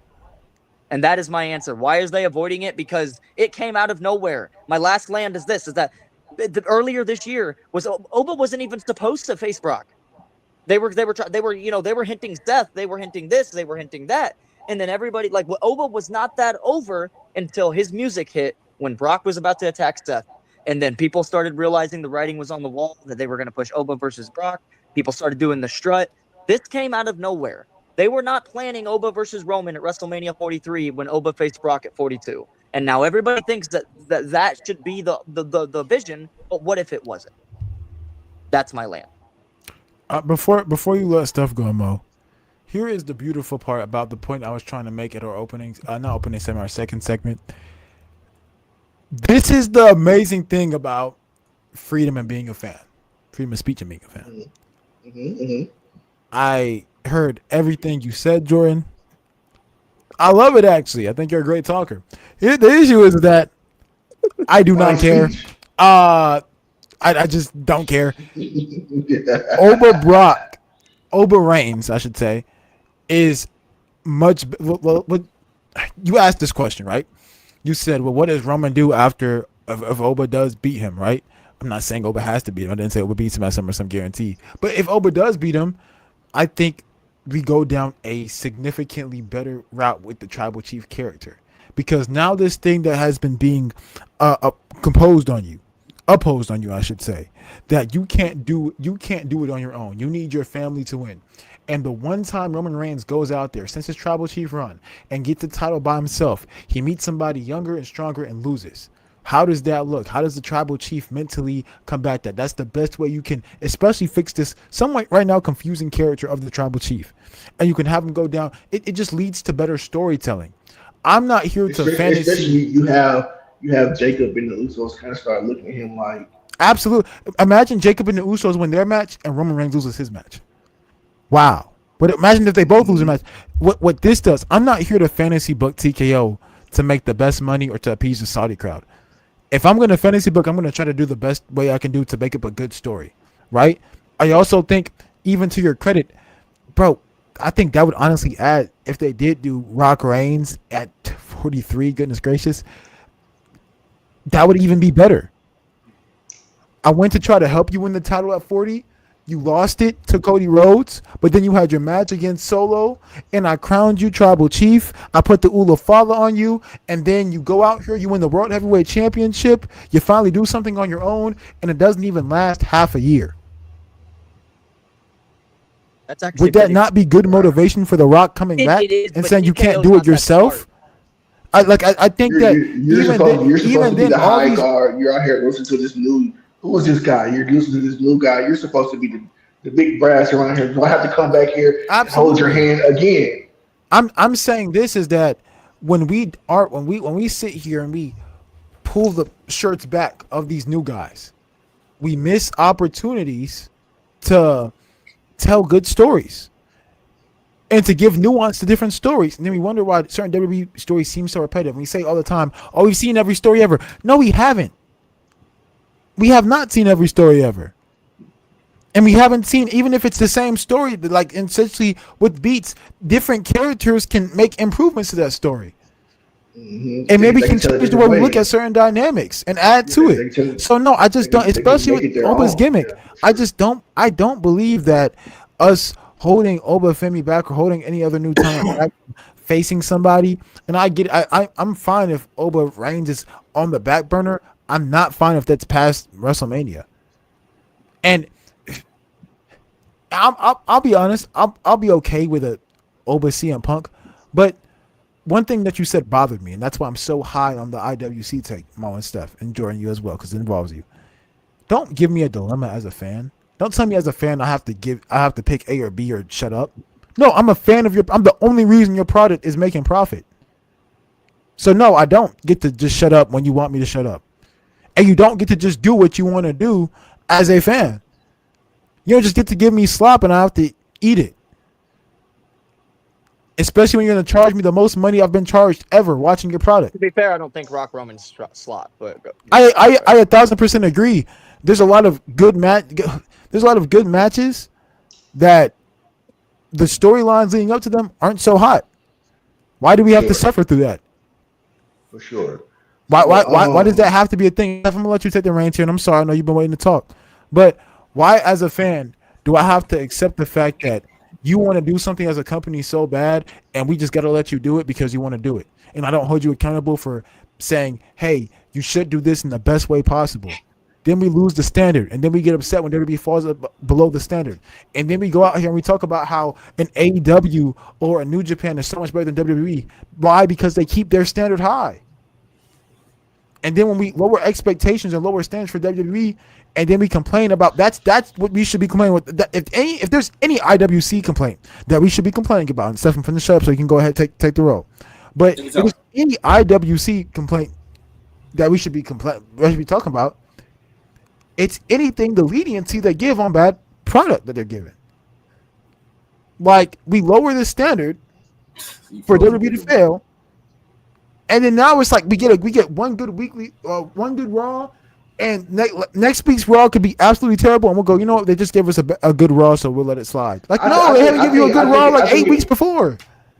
I think it's more because of, like, all right, we know what's coming. You know what I'm saying? Like, it's we've become accustomed to. So be creative in the way that they do. It's like you got two girls, right? With this girl, you know, she's gonna come over, she's gonna want to cuddle, she's gonna watch TV, but she's not giving up the draws. She's not giving up the draws, and you know that. So you let her come over and cuddle sometimes because you like to cuddle, but you're not worried about not getting the draws because over here, I get to cuddle, I get to watch movies, I get fed, I get massages, and I get the draws. So I'm not worried about you getting me the draws over here because I'm getting the draws over here. Okay, so but WWE isn't getting any draws at all because the ratings are going down. So they ain't drawing anything. Also, there's no massaging or comfort watching. You will need a girl to give you a massage and to give you a good foot rub while watching Monday Night Raw. That's the only way you can find it enjoyable. That's the only way you can find Raw. What, they put on a good Raw for you yesterday, and now you're just going to say, I promise you next week it's going to be terrible. And we're going to be back here on Takedown Tuesday going, whoa, guys, you know, it's okay because it's cinema and Triple H is just booking good. And they get. I'm not going for it. You got to put on at least like a month. Give me a month of good TV shows before I sit here and deem your product like, yeah. Go ahead, Steph. Yo, Steph with a PH and not an F. I was such a good What's boy. up, Let man? everybody talk. Honestly, both of you guys were kind of just making my point for me. I don't think anything that you guys said were bad. Let me just get that out. But I do think as WWE fans, we're becoming okay with the problem that WWE has created. Back in the day, like you and Jordan both only mentioned like SummerSlam or Mania for Roman to possibly lose the belt. Back in the day, we had title changes on B tier pay-per-views. Like Absolutely. I don't see why we No. You had title changes on weekly television. Raw. Yes. Yes. Like, and that's what I want to touch on. Because for one, I do think it's very possible to have that Rock Roman story going into Mania without the belt. I think it's better if it doesn't have the belt, honestly.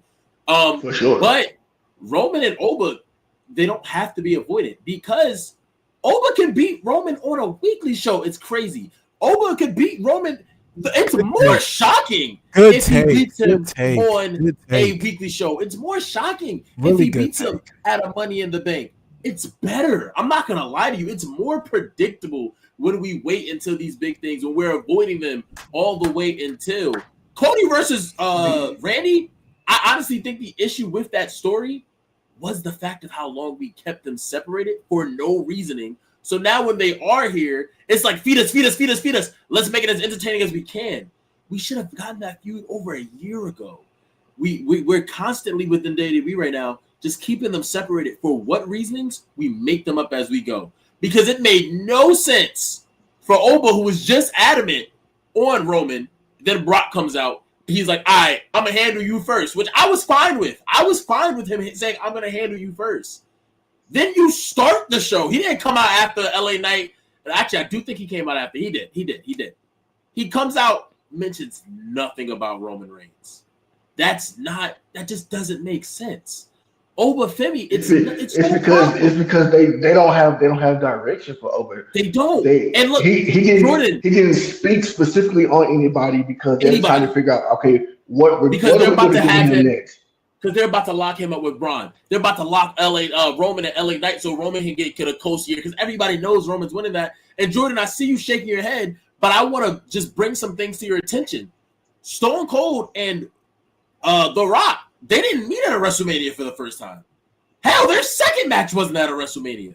They weren't being pushed to a Big Four pay-per-view in order for them to touch each other. John Cena and the Edge. I was just saying, John Cena and never had a. John Cena and Randy Orton never had a. Their first one did. Their first one had to touch a Big Four, so I wasn't gonna bring them up. But they never had a Mania match. John Cena and Edge. They didn't happen at a main event. They didn't wait until a Big Four. CM Punk. Cena and Punk they didn't wait until a Big Four pay-per-view. Cena Styles. Cena Styles. They didn't wait until a Big Four pay-per-view. Batista, when he was going crazy, his peoples wasn't waiting until Big Four pay-per-views in order to do this. And that's my real issue with WWE right now. Why have we turned into this company? And both of you guys just did it. I'm not even saying you guys did it on purpose, but that's how blinded we became. Y'all both brought up two pay-per-views that he could lose to that. I believe Reese was the one who said next SummerSlam or this, whatever you said, or one of y'all said next SummerSlam. Next WrestleMania, yeah. I said it's SummerSlam. Like that's when we're getting insane. It doesn't have to be these Big Four pay-per-views. Let these people cook. The longer that we keep them separated, some people might say, "Oh my God, it's adding so much more animosity," but it's also losing our interest. There's been so much stuff that we wait too long to do. I agree. And it's just like now. To your point, I was just trying to. I'm sorry, Mo. I was just trying to answer the question on why WWE would be doing it. I get you. But like I 1,000% agree with your point. I'd much rather Oba Femi challenges Roman Reigns on Raw and he wins. Mick Foley or Rock something like that. Raw.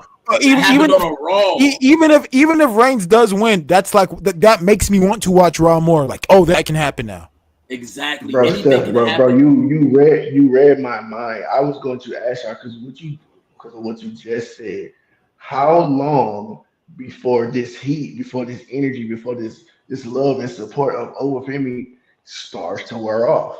And Mo, I want to remind everybody. Hold on, Jordan. 1 second. I just want to answer that question directly. I'm not saying Oba Femi is this person, but I want to remind people about two people who who they waited to pull the gun with because of other things happening, Braun Strowman. And when they finally gave that man the reign, nobody cared. And everybody wanted Braun to win that. At one point, I did. I can't. Maybe nobody else did. Samoa Joe. I did. Samoa I was Joe. the Brock Also, fan. I'm the Brock fan. Big one, Ryback. When he was over, people wanted to see him win it. They kept, no. And it never happened. Braun Strowman, we actually got to see happen, and it was just too late. How long until people are no longer like, especially if Oba goes and beat Punk. I think if Oba beats Punk for the belt, it's definitely like he's just another run-of-the-mill now. I'm not going to say he's a run-of-the-mill. I still think he'll be a generational talent, sure, but you lose so much hype. Like, imagine if Batista, right? Because I do think at a bit in 2005, Batista was bigger than Cena going into that Mania. Imagine if Batista did all this stuff with Evolution. He's talking all this, they're building all this story, and then he chose to face JBL at WrestleMania. That's insane. You lose so much hype with those cameras. Yeah, it's like damn. Yeah, he still can become this guy, but he loses much steam. So let me. I get we know how fickle the fans are. Like, yes. If you don't give it to us, or if you don't give it to them when they want it, when you finally do give it to them, they're not going to care. See, my opinion is this: when you say how long until he starts losing some of the buzz, I think that guys like LA Knight, guys like Jey Uso, they are still massively over with crowds. So I don't think Oba Femi will lose it. I don't think Oba Femi will lose it within that time period. But I do get what Steph said with his examples. I'll use another example of WrestleMania 40. You know, you're kind of basically saying that, like, what if Cody had chose death, and we just had to deal with it? You know what I mean? And it's like maybe we got Roman Rock, but it's like that's just etched in history that Cody chose death at 40. You know what I mean? And it's like, but the reasoning was they tried to build this dusty workhorse story, but it just doesn't really land. You know? So it's like, at the end of the day, I do get what you guys are saying. I do. I just think that Oba's still. I mean, he's 27. He is young. If he's this good, and I like, I'll be honest. Like, we know, like, you gotta think Punk. You guys all respect Punk. Punk got the WWE 2006. Had to go through a lot. Didn't get a world title until 2008. Yeah. Still as a world champion, wasn't taken that seriously as like a top guy, you know, at all. Like when he was world champion, everybody just thought he was kind of like a transitional guy just to get to a better top guy. And he even says that about himself before, you know, when he had the long hair. And it's like, so the reality is this, like, at some point, if he's that good, he will be okay. If he's that good, should his popularity go down, he should be able to bring it back up. He should be able to reinvent himself consistently if he needs to. Like, I'm just being honest. If he's that good, we shouldn't be worried that if he doesn't get it immediately and peak early at 27, that he's gonna fizzle out immediately. You know what I mean? I want to counter. I want to counter to that Punk argument. Those years in between, from 06 to 2011, were some of the worst times in WWE history. Where people way worse than CM Punk were winning the WWE title, and people were complaining. For sure. I.e. The Miz, right? So it's like, sure, we can Jack Swagger, like, so. Nah, I agree. Like, dude, we can sit here and say, "Oh, Punk had to wait this long." That does not mean that was a good decision. Yes, it happened in WWE history before. WWE has a history of making bad decisions. So yes, it has happened before, and it sucked. So let's not do it again. Like, can we learn? Like, but you know, can I also ask something? Go ahead, Oz, I'm sorry. Oh, all right. What I want to ask is, this is for everybody. How cool would it have been? Oba Femi came out last night, challenged Roman to a match that night, won. And next week, even if it is next week, Roman attempts to try to, it was Roman makes whatever excuse he wants. There's no answer from Oba. There's an answer from The Rock. And now we start the bill for WrestleMania, which leaves the door wide open for Oba. Get your stuff out of the way. Or I'll do you want that I like a little bit better stuff. How about Roman Reigns comes out and all three people who beat the Bloodline for that 6-man tag match come out to try to challenge him because they feel like they earned a spot. That promo works completely. Then Oba Femi comes out. Now we have a fatal 4-way on Monday Night Raw with the 3 talents that we saw in the 6-man tag plus Oba Femi. for a Roman Reigns Money in the Bank qualifier match? Okay, so here's what that you doesn't sound bad at all, Reese. But Really? since it You was a think so? question, I'll answer. I hate the money. Hey, Reese, that wasn't. No, Reese, that isn't bad at okay. all. But Touche. since it was a question, I'll answer it as a question. It has to be a title match with the money. Yeah, he's gonna have it. I just don't feel like Oba should compete. Nobody, let me answer the question. You guys just both gave an analogy. Like I want to answer Steph's question. So Steph's question was this: how cool would it be? Oh yeah, that makes sense. I don't think it would be cool. I think it would be very, very thrown together. Like, if I'm being honest with you, we may disagree on this, but that's where you guys start. Like, when you brought up the Big Four pay-per-view and stuff, I might be wrong about this, Steph. And I agree with Reese's fatal four-way point. I think that is cool, but I might be wrong about this, Steph. But I really do value prestige. Like, I do, and I know you're talking about how cool would it be? How cool would it be if the Oba's first title win was at WrestleMania or SummerSlam? Etched in history in his career. Like, I know you guys want to talk about big blue, but like I can't as a Roman fan, and maybe Reese can, but as a Roman fan that like is very in touch and very, very in tune with his stock and his status, I can't imagine him losing on a Raw. I can't imagine him losing on a SmackDown. I can't imagine him losing on a B pay-per-view. I can't. Do you know why? Because I reciprocate with his own views behind the scenes where he thinks it damages his character. Like kayfabe. Can I ask you two follow-up questions to that? Well, as soon as I finish this, I'm saying I do agree with him. I do agree with him that the prestige of this belt needs to be treated a little bit better. Like Reese, I'll just use your analogy where you said, "I know we did it back then and it sucked, so let's not do it again." Yeah, I know we bounced I know we had hot potato title reigns back in the Attitude Era and back in the day. But it sucked. But it sucked. So let's not do it again. Now we're building legacies. Now we're building prestige. Now the title is something to truly be won. Whoa. Reese, 1 second. I've got these two quick questions. One. Okay, go ahead. Steph, you asked. We're talking prestige. Yeah. One. Did the title lose any prestige when Mick Foley won it on an episode of Raw?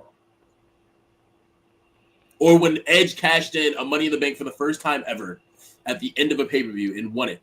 Did it lose any prestige in those situations? I wouldn't say. I mean, obviously, I think those are all-time greats. So them having the title gains it prestige. They were not all-time greats when they did that. That's true, but I don't think. I think they got the ball and they ran with it. But I'm that was the moment that helped make them I don't think they lost great. prestige, but I don't think they gained prestige. That's my answer. Okay. My second question, because neither one of them were greats. That's one of the moments that made them both greats. But my second question, since we're talking prestige, especially with Roman.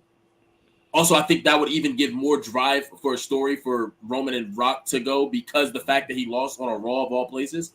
But going back to prestige, Roman Reigns started his most historic title reign on what pay-per-view?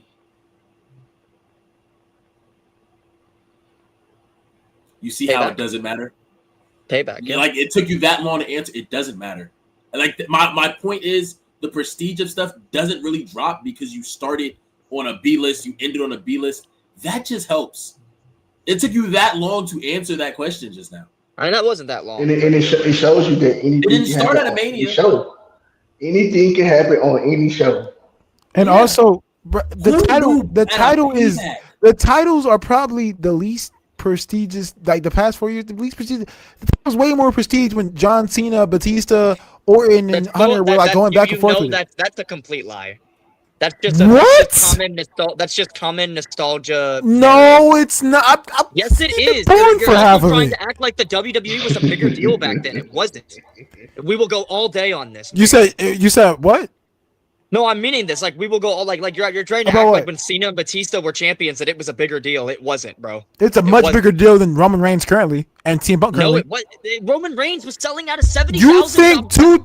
They just struggled to fill half of SummerSlam. What are you talking about? What are you talking about? Oh, wait. No, it was like, bro, it was Roman the Rock, Seth Rollins, John Cena, The Undertaker, like everybody and their moms were there. Oh yeah. So what about 38? What about 39? Y'all know what's more prestigious than a Roman championship? a CM Punk championship, a Batista championship, a John Cena championship. It's the Franchise Network and Takedown Tuesday, man. And that's what we got for tonight, man.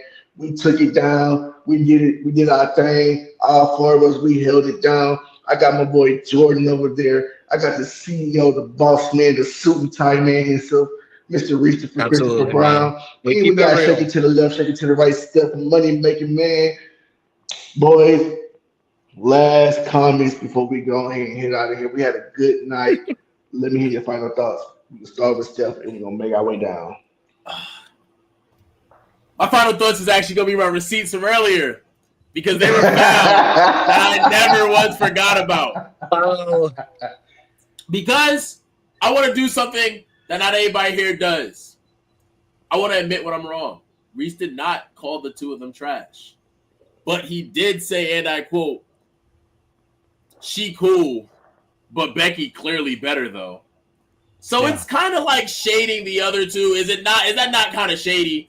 So I still wanted to bring that point up. But I was wrong. He did not say the word trash. Reese, I was wrong. You were right. Your hate was not as bad as I interpreted it. And that was my fault. I am going to be the bigger man and apologize. That's a man. That's a man right there. No, you're not the bigger man. You're the smaller man. You're just wrong. Now. I'm bigger than you. My titties is bigger. Your biceps might be bigger than mine right now. I'm taller than you, like 4 feet tall. My ass is definitely bigger. Wait, what? Restand up. No, I got shorts on, bro. I also have on shorts. You can't have on shorts in your home? What's up? What's wrong? Nah, bro, but like the suit and the shorts. Oh, Chad, y'all see how much of a fraud he is. All right. IWC, shorts and a suit. The J Black. Oh, he out of there. Go ahead, Reese. Reese, final comments, man. Go ahead, Jordan. Go ahead, Jordan. Next thing. Jordan, go ahead. Go, Jordan. Yeah, I'm just gonna say my final thoughts is that I'm not gonna even be like, oh, y'all ain't gonna change nothing, but I'm gonna say it. Y'all ain't gonna change nothing. The Roman Rock is locked. These legacy moments are locked. I'm gonna say it. I know people are not gonna like it. I like long title reigns. I do. Because it makes that title something to truly be won. I know everybody thinks of it from a. I'm saying I know everybody thinks of it from a perspective as if it was their company or as if they were a wrestler on the roster. So it's like, why can't we get everybody the belt? Why can't everybody get a turn? That's not what it's about. It's about building prestige. It's about building legacy. It's about things that matter. And if I'm being completely honest with you, bro, when I say Reese, I'm going to be honest with you. When you were talking about how, the prestige of Cena and Batista and Randy Orton, Randy never, ever had a title reign with the prestige close to Roman Reigns. Randy, at that time, the WWE, by Cena's own words, the WWE stock was at $8, which Roman got all the way up past 100 on his back. No, don't shake your head. The reality is that WWE was not as big of a deal in the late 2000s as it is right now in 2026. That is BS beyond all measure. It has never been a bigger deal than it has been than the early to mid 2020s. That is the fact. Jordan, we're gonna let you have it, brother. No, that's my last one. That's my last. We're gonna let you have it, brother. Reese, Mr. Reese from Maurice Brown. What you got to say, brother? I am on a panel with the most asinine people on planet Earth. I don't know how I found them. I love them to death, but I don't know how I found them. This is insane. But Steph, I want you to define what shade means. Talking about yourself, like. Okay. I would like for you to explain what you mean. Mo, take us home. Well, that's it, man. That's been Takedown Tuesday. We done took down these topics. Wow, man. We take down next, man. We're gonna shout out to my boy Jordan. We're gonna shout out to my boy Shake It to the Left Step. Absolutely. To the boss, man. Martin Luther Reese. Hey, bro, catch us next time. Catch us Saturday for catch us Saturdays, catch us Tuesdays, catch us live reactions. Thursday. Catch us in your mama. Thursdays. Catch us in your mama basement. Catch us anywhere. You know what I'm saying? We lit with it every time. Franchise Network, baby. We out. Y'all have a good night, man.